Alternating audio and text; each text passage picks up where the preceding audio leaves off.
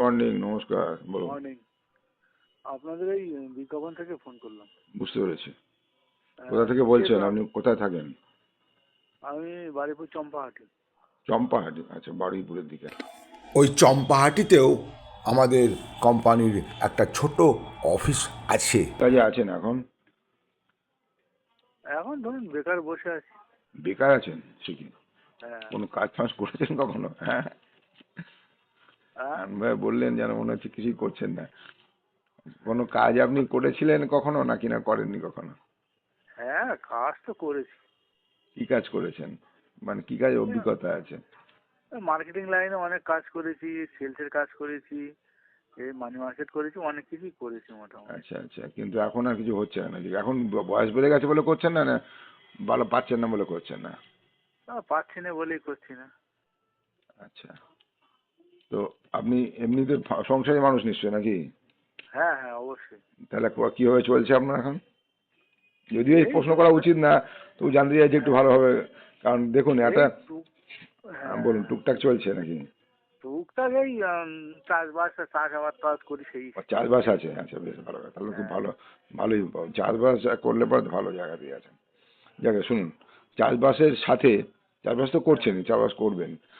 চাষবাস যদি ভালো করে করা যায় আর কাজটা যদি ভালো করে করা যায়, একটা বিশাল বড় কোম্পানি আমাদের ভারতবর্ষে আজ থেকে 22 বছর আগে শুরু হয়েছিল। কোম্পানির আচ্ছা। উদ্দেশ্য ছিল মানুষকে রোজগার দেবে। হ্যাঁ ঠিক আছে, মানুষকে রোজগার দেবে, কিন্তু মানুষকে কিছু কাজ কোম্পানি হয়ে করতে হবে। হ্যাঁ, এই বলুন। কাজটা কি?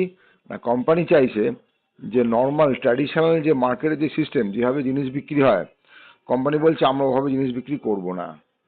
আমরা হ্যাঁ দায়িত্ব নিয়ে ভালো জিনিস মানুষকে হাতে তুলে দেবো। হ্যাঁ কোনো ডিস্ট্রিবিউটার, স্টকিজ, রিটেলারের মাধ্যমে না, আর সরাসরি মানুষের মাধ্যমে মানুষের কাছে যাবে।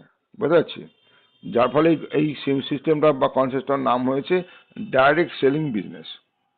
আচ্ছা ডাইরেক্ট সেলিং করছে কে? Company and customer. আচ্ছা ঠিক আছে?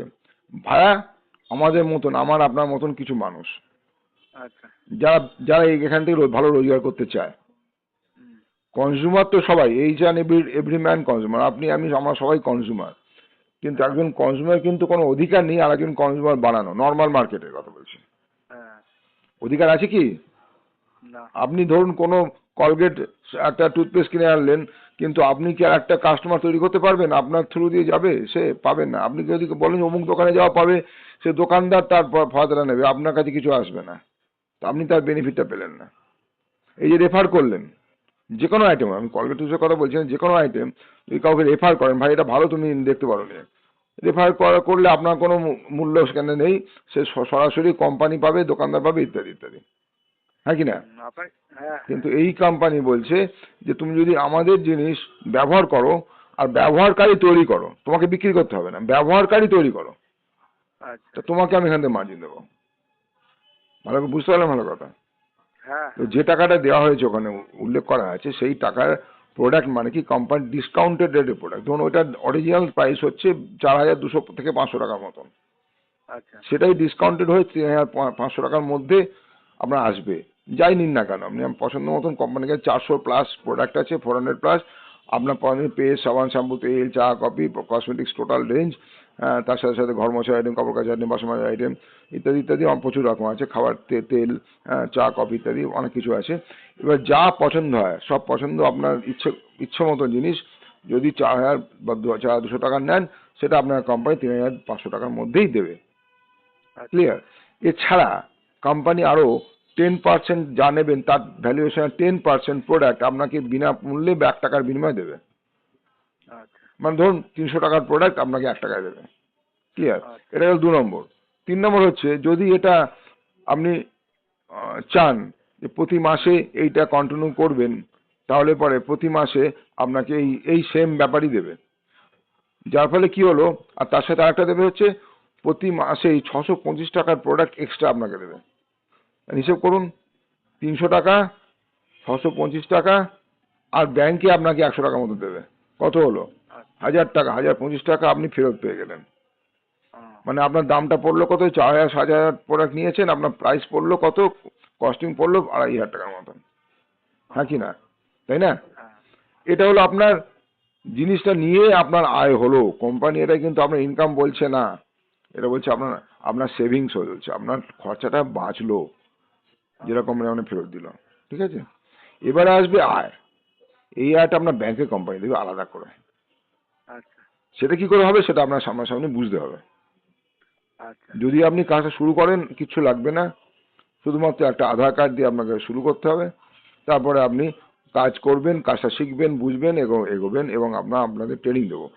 আপনার চম্পাহাটির ওদিকেও আমাদের কাউন্টার আছে, কারণ কোম্পানি অনেক বড় কোম্পানি, অল ওভার ইন্ডিয়াতে 4000 কাউন্টার আছে। হেড অফিস হচ্ছে এক্সাইড মোড়। আমি কালকে থাকবো হেড অফিসে, তো আপনি যদি একবার আসেন কাইন্ডলি, তাহলে পরে আপনি ব্যাপারটা শুরু করে ব্যাপারটা ভালো করে বুঝে তা শুরু করে চম্পাহাটি চলে গেলেন।